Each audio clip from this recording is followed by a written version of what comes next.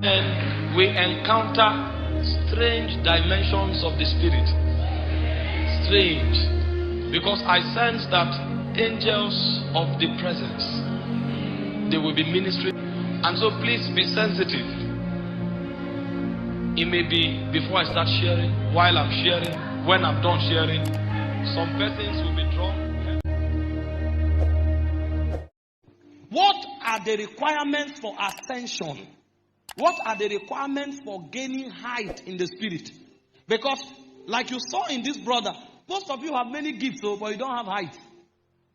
You see that this brother had strength to lift that guy. But if they sit there for 100 years, he will never lift that young man. Because he doesn't have height. Not because he doesn't have ability.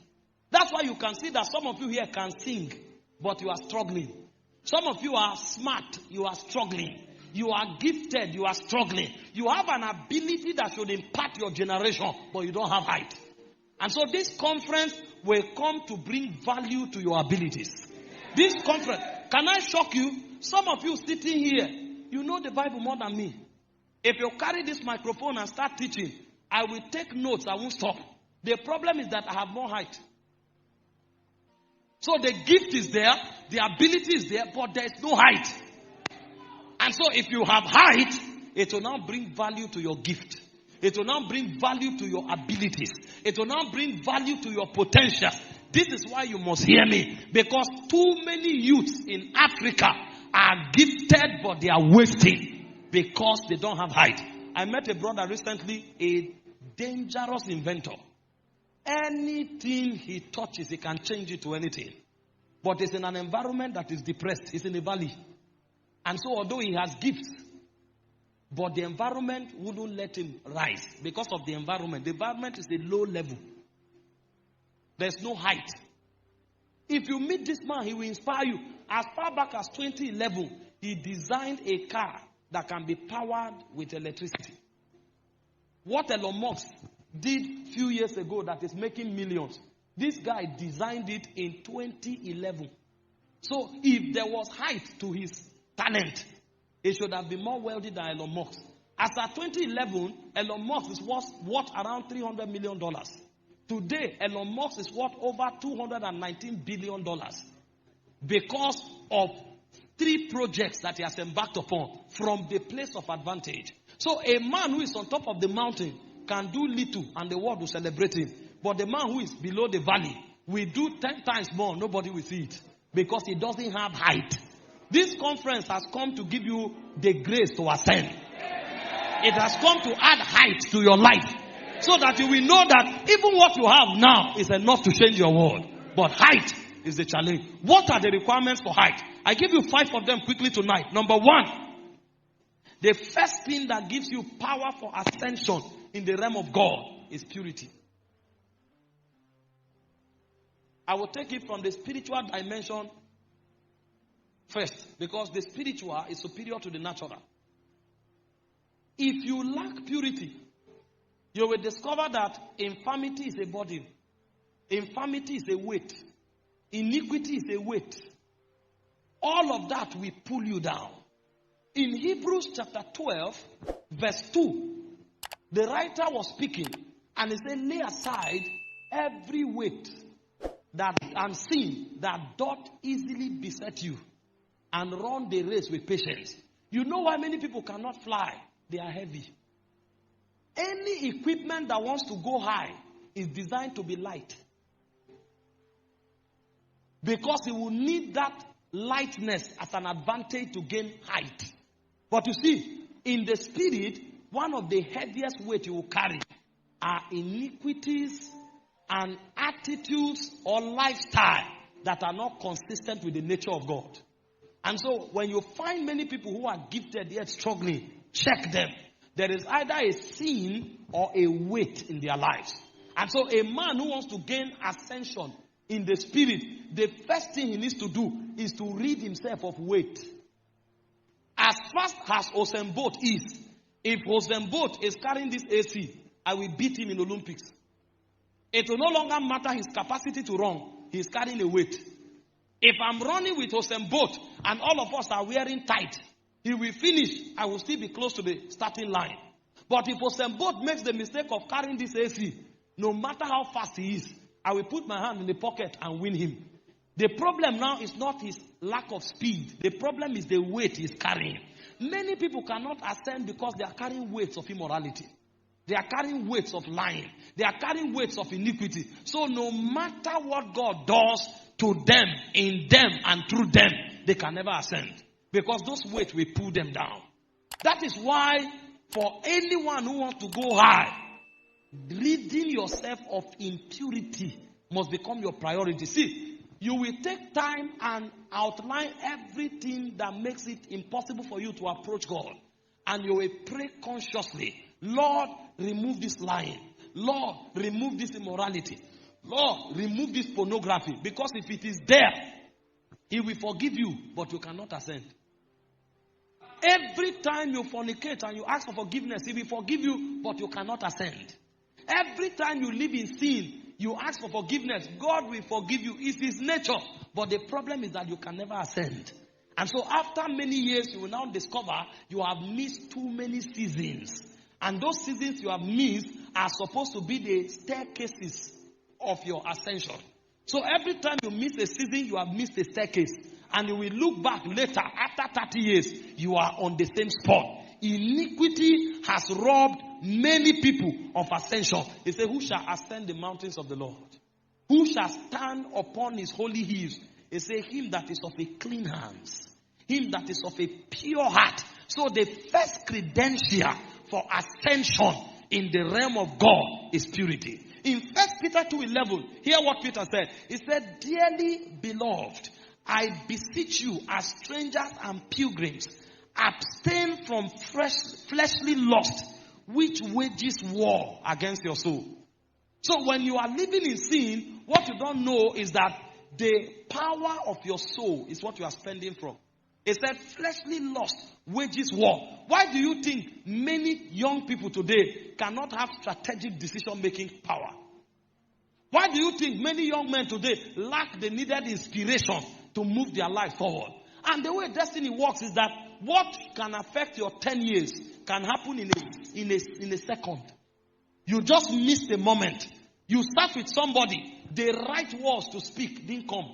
It's after the person left, you now remember what you should have said. What that person walking away, that's your 10 years going. Because what that person should have done, if you said the right thing, would have affected the next 10 years. But you see, you have spent of your mental power when you were giving yourself to iniquity. It says, flee youthful lust. It wages war against your soul. Proverbs 4:23 says, guard your heart with all diligence. Out of it are the issues of life. Too many of us are missing our moments. We are missing our seasons. Why? Because the inspiration didn't come at the right time. Sex, immorality, lying, hypocrisy, exaggeration, all of these things it has thwarted the circuit of flow of inspiration. And so every time you are knowing what you should say at the wrong time, every time you are approaching the moment of your visitation at the wrong time. And so all of these spiritual cycles are taking place, but you are the one missing out. And so you will discover that somebody who carried your 5 years just left. You didn't meet him. Somebody who carried your 10 years had a conversation with you. You spoke for 1 hour. You didn't know what to say. Or you were saying only the wrong things. And when you were done talking and he left, he never remembers that he met you. And he just left with your future. Because you have allowed iniquity to stain your soul. Every time you stain yourself with iniquity, I tell you, you have wasted your future. Why do you think? See, the devil is smart. He knows these things. Hope you know that he was a cherub. He operated in the courts of God. He knows how God works. And so when you look at the world today, almost 80% of every activity in the world today is designed to suggest sin and iniquity. The other day I carried my phone tab. I was writing on my notepad. For God's sake, notepad has nothing to do with internet. But because my data was on, suddenly I clicked notepad to write. And a young lady appeared on the screen, opening her leg. I said, it was so embarrassing. What if somebody was passing? He would now say, look at Apostle. I was shocked and embarrassed at the same time. So they are forcing iniquity down your throat. Because the devil knows that the eye is the gate. The ear is the gate. The moment you see it, the brain will go to work. And then some people sit there. They are processing pornography, processing immorality for 24 hours in every 48 hours. You think that kind of person can host a project that will affect worry? Do you know the mental energy that goes into a project that has a statewide scale? Do you know the mental power that goes into processing a project that has a national scale? I tell you, you will not have that ability. If I give you my schedule for the past 2 weeks, you'll be shocked. The reason I am fresh is because I have not allowed iniquity into my chamber. Because if he enters, it will kill me. I returned on the 1st. I flew to the United Kingdom for a conference. Landed on the 2nd, sort things out. From the 3rd, we had a meeting with volunteers. 4th and 5th, we had the meeting. The next day, I had to fly to Edinburgh in Scotland. I ministered that night. The next day, I flew back to London. Ministered. The next day, I flew to Aberdeen. I flew to Glasgow. Ministered for 2 nights and flew to Aberdeen. Ministered the next day. As I finished that Sunday morning, I told my wife, gather your bags. We scheduled my flight. I'm going to Nigeria. And that night, I came back to London, flew to Abuja. On Tuesday, I arrived Monday. Tuesday was Bible study. I taught. On Wednesday, I had to go to Benue to defend my PhD. And that night, I sat on 248 pages of document and I was reading. Because I've switched from one word to another. I left the spirit word into chemistry. Nobody will ask you John 3:16 there. When I go there, I'm talking nanochemistry. And so my brain had to switch. And immediately, I was able in 24 hours to internalize 248-page textbook. Because that was my PhD thesis. And I was demanded to present it in 20 minutes. And everybody's seeing because the professors are willing to disqualify you there. You have to prove to them that you did the research. And you also have to prove to them that you are adding value to humanity. Because PhD is not undergraduate. You must add something to knowledge. And in 20 minutes, I was done talking. It didn't finish. They now say, sit down. And you are facing 7 professors. And they are asking you questions from everywhere in chemistry. And they expect you to answer. How can your brain function like that if you are thinking pornography? If you are thinking masturbation? How can you function? When I finish, they say, go, you can call yourself a doctor. You don't gain height until purity comes into your chamber. Because it has something to do with your capacity. And as I finished from there, I came back to Abuja on Thursday night because I finished around 3 p.m. I hit the road 5 hours, traveled to Abuja. On Friday, I had to fly to Akwa Ibom. I was in Akwa Ibom. I switched back to the Lord is my shepherd. I shall not want. I preached there, preached the next morning, flew back to Abuja on Saturday in the afternoon. I was in Foursquare Gospel Church. And I ministered there. Sunday, I ministered. In the evening, I returned to encounter Jesus and still ministered. And you keep that schedule round the clock. I've not told you about my family life. I've not told you about my business. I've not told you about my relationship with God. Do you think global things come cheap? It will take a lot of mental power. It will draw life out of you. That's why you cannot afford to waste life on iniquity. That's why you cannot afford. He said, I looked through the window. I saw a young man void of understanding. He said he was walking the path of death because he went the way of the harlot. The moment you journey the way of iniquity, the Bible calls it the path of death. Because there, your strength is wasted. There, your life is wasted. There, your energy is wasted. And so when the matters of destiny confront you, you are weak. You are helpless. You are vulnerable. And you don't know why you never ascend. Iniquity comes to eat you up. It comes to eat you up. And that's why Peter said to flee from these things.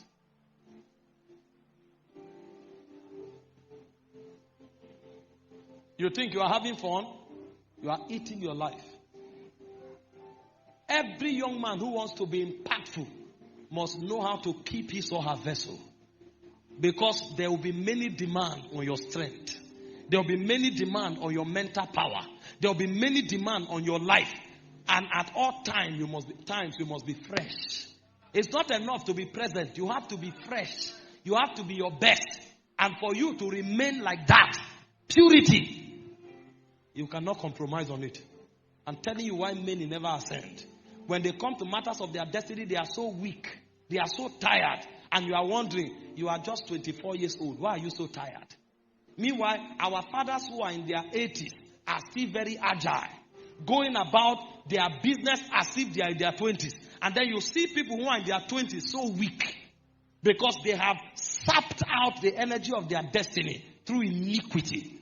They've sapped out the energy of their destiny through impurity. And so the only thing they are good for is to sit down and gossip and talk what does not matter and argue football and talk about a gear and talk about nonsense that cannot impact their destiny. You are seeing a man who should affect a nation. He sits down from morning till night watching a seasonal movie because there's no energy. He cannot see. Matters of destiny come with demand. It takes a lot of demand to think. It takes a lot of energy to process. He doesn't have it. So all he can do is to sit down and waste away. And the root of it is impurity. The root of it is iniquity. If you want to ascend the hills of the Lord, he said your hands must be pure. Your heart must be pure. That means you must not be involved in anything that has to do with sin and iniquity. Peter said, run away from fleshly lust. Run. If somebody brings something that has the stain of iniquity on it, run. Paul said, flee every appearance of evil. Flee. Don't wait. That's why Joseph succeeded. When Potiphar's wife said, come and sleep with me, he said, no, I cannot do this evil. The woman grabbed him. The guy took off. If you stand there, you will fall. And most of you stood, you thought you were strong. And later you came back weeping. Because you don't know the formula. The formula is to flee.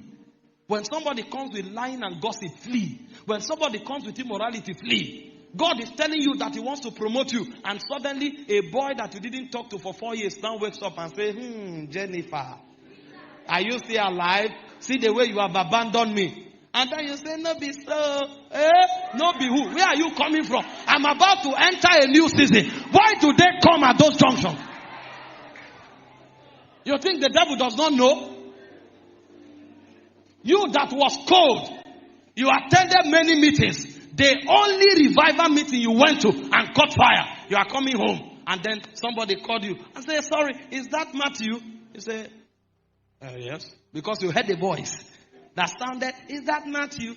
You are about to sink into the grave. Matthew, why did you throw me away like this? Did I do anything? If I did anything, I'm sorry. Off your phone, delete the number and block it. It's a pit. You are about to be swallowed into a pit. Have sense, sir. Have sense. Destiny is at stake. You think demons are not watching? Listen, Jesus was 8 days old. They already saw his star. And they knew he would be a king. Every season of your ascension, the devil knows. And he will look for something that is a weakness. He will look for something that is a pattern in your bloodline. He knew what your great-grandfather fell to. He knew what your grandfather fell to. He knows what your father fell to. He will bring it to you. 90% of the chance, you too will fall. Because if Abraham loved fair women, Isaac will love fair women. Jacob will love fair women. If Abraham lies to a king, Isaac will lie to a king. Jacob will lie. The devil knows. He has the whole curriculum vitae of your family. And he will take from it every strategic season. And so what wise men do is that they run from iniquity. They don't stand to fight it. They don't stand to explain. They don't show that they are strong. They run. It's when you have run away, you now look back. If you still see any sign, add some mileage. It's needed for ascension. Flee from every appearance of evil. Your future depends on it. You will sit down, you will see somebody you taught is now taking over the world. Your student that you taught and you were encouraging, now you are in the same place he is teaching you. You see people that you want to Christ, they are taking over their world, and you are still there. You say, God, why? It's not God, why? It's Michael, why? It's James, why? It's Queen, why? Because you are the reason you are where you are. If you want to ascend, rid yourself of iniquity. Because you cannot appear in that realm with stains. He said, thou, O Lord, art of a purer eyes. He said, your eyes cannot behold iniquity.